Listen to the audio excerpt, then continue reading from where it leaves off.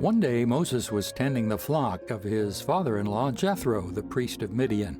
He led the flock far into the wilderness and came to Sinai, the mountain of God. There the angel of the Lord appeared to him in a blazing fire from the middle of a bush. Moses stared in amazement. Though the bush was engulfed in flames, it didn't burn up. "This is amazing," Moses said to himself. "Why isn't that bush burning up? I must go and see it." When the Lord saw Moses coming to take a closer look, God called to him from the middle of the bush, "Moses, Moses!" "Here I am," Moses replied. "Do not come any closer," the Lord warned. "Take off your sandals, for you are standing on holy ground. I am the God of your father, the God of Abraham, the God of Isaac, and the God of Jacob." When Moses heard this, he covered his face because he was afraid to look at God. Then the Lord told him, "I have certainly seen the oppression of my people in Egypt.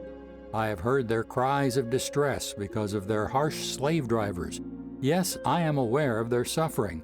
So I have come down to rescue them from the power of the Egyptians and lead them out of Egypt into their own fertile and spacious land. It is a land flowing with milk and honey, the land where the Canaanites, Hittites, Amorites, Perizzites, Hivites, and Jebusites now live.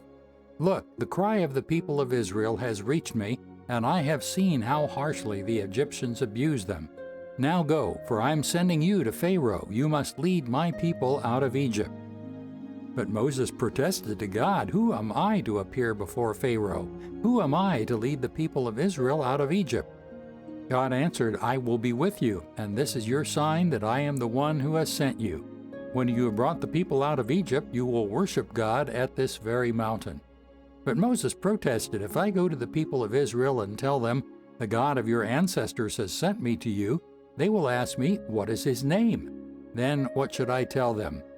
God replied to Moses, "I am who I am. Say this to the people of Israel, 'I am has sent me to you.'"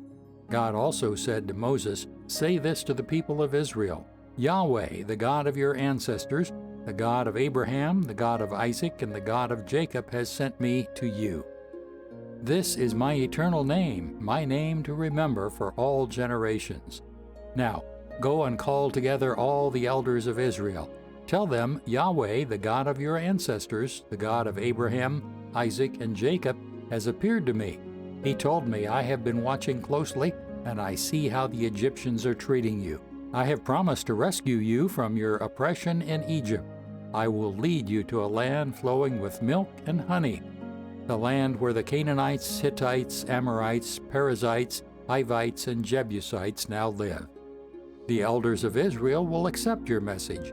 Then you and the elders must go to the king of Egypt and tell him, 'The Lord, the God of the Hebrews, has met with us.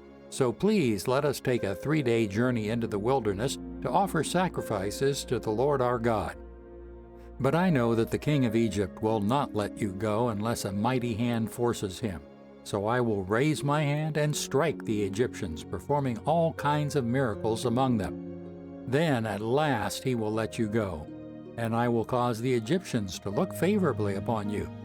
They will give you gifts when you go, so you will not leave empty-handed. Every Israelite woman will ask for articles of silver and gold and fine clothing from her Egyptian neighbors and from the foreign women in their houses. You will dress your sons and daughters with these, stripping the Egyptians of their wealth."